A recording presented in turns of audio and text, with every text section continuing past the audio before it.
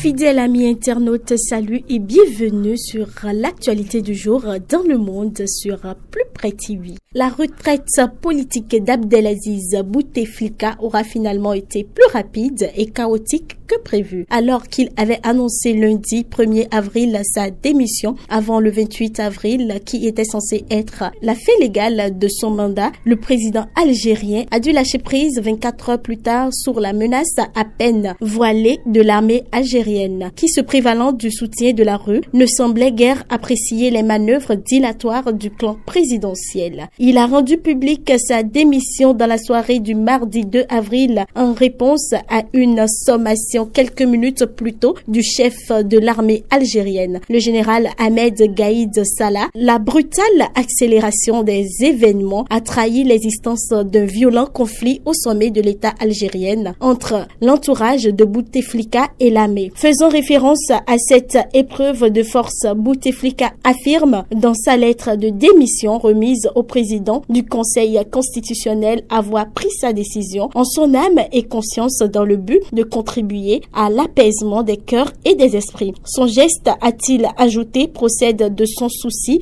d'éviter que des excès verbaux qui marquent malencontreusement l'actualité ne dégénèrent en dérapage potentiellement dangereux. Allons à présent aux États-Unis, précisément à Chicago. Lori Lightfoot a 56 ans et est une ancienne procureure fédérale. Elle a promis de réduire les inégalités sociales et raciales dans une ville marquée par la violence due aux armes à feu. Les habitants de Chicago ont élu ce mardi 2 avril une première femme noire et ouvertement homosexuelle à la tête de leur ville. Une première historique dans cette cité particulièrement marquée par la violence. L'ancienne procureure fédérale qui a récemment dirigé une commission de surveillance des activités de la police a largement remporté en obtenant 74% des voix selon la première estimation après le dépouillement de la majorité des bulletins. C'était face à Toni Preckwinkle, démocrate et afro-américaine comme elle. Au nord de l'île de Bornéo, l'État du Brunei, un petit sultanat à majorité musulmane sur les côtes de Bornéo, va appliquer la charia ou loi islamique. Les punitions seront particulièrement sévères: lapidation pour l'homosexualité et l'adultère, amputation d'une main pour les voleurs. Les autorités du Brunei étaient restées les plus discrètes quant à l'application de cette dernière étape du processus. Si l'annonce avait été publiée en début d'année au journal officiel, le gouvernement de Brunei avait observé un silence absolu. C'est le site du Brunei Project, une ONG de défense des droits de l'homme, qui a vendu la mèche la semaine dernière et provoquant ainsi un tollé mondial. La haut-commissaire de l'ONU aux droits de l'homme, Michelle Bachelet, a dénoncé lundi la nouvelle législation qui, si selon elle était appliquée, marquerait un sérieux recul pour la protection des droits